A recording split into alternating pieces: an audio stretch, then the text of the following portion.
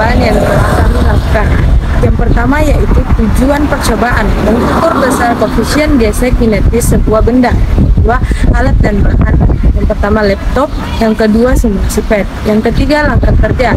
Yang pertama persiapan, klik dan buka link simulasi pad, first animation basic. Yang kedua, pilih menu fraction dan centang semua kotak keterangan. Centang semua kita yang ada pada display dalam web yang telah diakses seperti pada gambar berikut. Yang ketiga, sebelum memulai kondisikan benda tidak mengalami gesekan dengan mengatur tombol pause terlebih dahulu. Nah, kemudian saya akan menjelaskan bagian aktivitas 1 atau permukaan licin. Saya akan menjelaskan langkah kerjanya terlebih dahulu. Yang pertama, atur gaya tetap 150 Newton dan geser pengaturan friction sedikit ke kiri mendekati non. Yang kedua, kemudian gunakan massa sebesar 40 kg, lalu klik mulai. Yang ketiga, perhatikan friction force setelah mendekati atau mencapai 40 meter per second. Klik pause dan amati berapa besar gaya gesernya. Yang keempat, hitung berapa gaya normalnya menggunakan rumus N atau gaya normal sama dengan M atau massa benda dikali G atau percepatan benda. Yang kelima, hitung berapa koefisien gesek kinetisnya menggunakan rumus mu K atau koefisien gesek kinetik sama dengan Fk gaya gesek kinetik per atau bagi N atau gaya normal, lalu isi data pada tabel 1. Yang keenam, tekan tombol reset untuk percobaan selanjutnya. Yang ketujuh, ulangi langkah A sampai F untuk besar massa yang diubah-ubah. Selanjutnya, saya akan menjelaskan tabel 1 yang ada pada samping saya. Yang pertama, massa benda seberat 40 kg dengan gaya yang bekerja 150 Newton menghasilkan gaya gesek kinetik sebesar 20 Newton dan gaya normal sebesar 400 Newton. Dan seperti peraturan yang saya sudah jelaskan tadi, cara mendapatkan koefisien gesek kinetis yaitu dengan menggunakan rumus koefisien gesek kinetis sama dengan gaya gesek kinetik dibagi gaya normal. Jadi pada massa 40 kg itu koefisien gesek kinetisnya yaitu 0,05. Nah, yang kedua, massa benda seberat 40 kg dengan gaya yang bekerja 150 Newton menghasilkan gaya gesek kinetik sebesar 25 Newton dan gaya normal sebesar 500 Newton. Kemudian koefisien gesek kinetisnya yaitu 0,05. Yang ketiga, massa benda seberat 80 kg dengan gaya yang bekerja 150 Newton menghasilkan gaya gesek kinetik sebesar 39 Newton dan gaya normal sebesar 800 Newton. Koefisien gesek kinetisnya yaitu 0,04875. Yang keempat, massa benda seberat 90 kg dengan gaya yang bekerja 150 Newton menghasilkan gaya gesek kinetik sebesar 44 Newton dengan gaya normal sebesar 900 Newton. Koefisien gesek kinetisnya yaitu 0,0488. Yang kelima, massa benda seberat 100 kg dengan gaya yang bekerja 150 Newton menghasilkan gaya gesek kinetik sebesar 49 Newton dan gaya normal sebesar 1000 Newton. Kemudian koefisien gesek kinetisnya yaitu 0,049. Aktivitas 2 pada permukaan kasar. Langkah-langkahnya yaitu A. Atur gaya tetap 250 N dan geser pengaturan friction kembali ke tengah. B. Kemudian gunakan massa sebesar 40 kg lalu klik mulai. C. Perhatikan friction force setelah mendekati atau mencapai 40 meter per second. Klik pause dan amati berapa besar gaya geseknya. D. Hitung berapa gaya normalnya menggunakan rumus N sama dengan M dikali G. E. Hitung berapa koefisien gesek kinetisnya menggunakan rumus mu sama dengan F per atau bagi K. Isikan data pada tabel 2.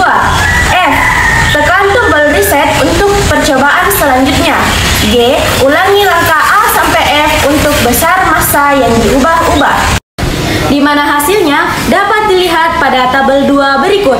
Nomor 1 di mana massa benda sebanyak 40 kg, gaya yang bekerja sebanyak 250 N, gaya gesek kinetiknya yaitu 75 N, gaya normal 400 N, dan koefisien gesek kinetisnya yaitu 0,1875. Nomor 2 yaitu pada massa benda 50 kg, gaya yang bekerja sebanyak 250 N, memiliki gaya gesek kinetik sebanyak 94 N, gaya normal 500 N, serta koefisien gesek kinetisnya sebanyak 0,188. Selanjutnya, nomor 3 dengan massa benda sebesar 80 kg dengan gaya yang bekerja sebanyak 250 N menghasilkan gaya gesek kinetis 150 N, gaya normal 800 N, dan koefisien gesek kinetis yang diperoleh sebesar 0,1875.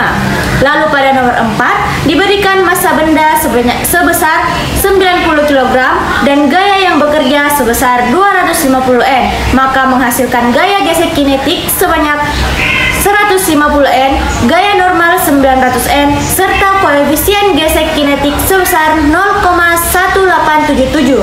Dan yang terakhir atau nomor 5 diberikan massa benda sebanyak 100 kg dengan gaya yang bekerja sebanyak 250 N, maka tidak menghasilkan gaya gesek kinetik. Adapun gaya normalnya sebanyak 1000 N serta tidak pula menghasilkan koefisien gesek kinetik. Bagian D, analisis data. Pertanyaan nomor 1. Apakah terdapat perbedaan besar koefisien gesek pada permukaan yang licin dan pada permukaan yang kasar?